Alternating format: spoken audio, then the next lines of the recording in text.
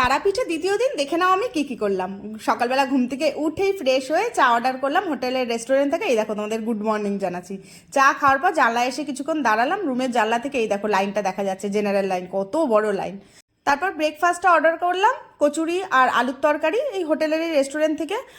আমার খুব একটা ভালো লাগেনি, বরং আগের দিন লাঞ্চটা আমরা এখানে ভালো করেছি। তারপর স্নান টান করে রেডি হয়ে সাজুগুজু করে তোমাদের সামনে চলে এসেছি। কোথায় যাচ্ছি বলো তো? তারাপীঠের আশেপাশে যে সমস্ত জায়গাগুলো দেখার মতন আছে সেই সব জায়গাগুলো ঘুরবো বলে বেরিয়েছি। টোটোওয়ালা দাদার সাথে কথা বললাম, বললো 350 টাকা নেবে, 5-6টা জায়গা ঘুরিয়ে দেখাবে। 11টা নাগাদ বেরিয়েছিলাম, 2টা-2:30টার মধ্যেই বাড়িতে চলে এসেছি। কোথায় কোথায় ঘুরলাম সেগুলো আলাদা আলাদা করে মিনি ব্লগে তোমাদের সাথে শেয়ার করব।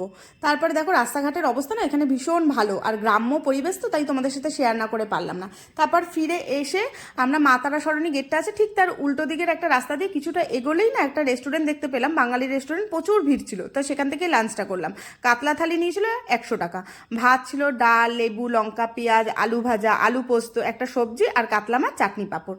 লাঞ্চ করার পরে রুমে এসে একটা টেনে ঘুম দিলাম। তারপর রেডি হয়ে সন্ধ্যাবেলা বাইরে বেরিয়ে আবার খেলাম চপ আর চা। সেটা না শ্যুট করতে ভুলে গেছি, তাই শেয়ারও করতে পারলাম না। আর ডিনারে ওখান থেকে দেশি মুরগি কিনেছিলাম, 350 না 400 টাকা করে কেজি নিয়েছে। 1 কেজির মতন হয়েছিল, আবার রান্না করতেও 200 টাকা নিয়ে নিয়েছে। তারপর সাথে রুটি আর স্যালাড কিনেছিলাম, ব্যাস ডিনারটা তো জমে ক্ষীর। আর কি, ঘুমিয়ে পড়লাম। তারপরে ভিডিওটা ভালো লাগলে অবশ্যই ভিডিওটাকে like, comment, share and subscribe করে দিও। Bye bye, take care.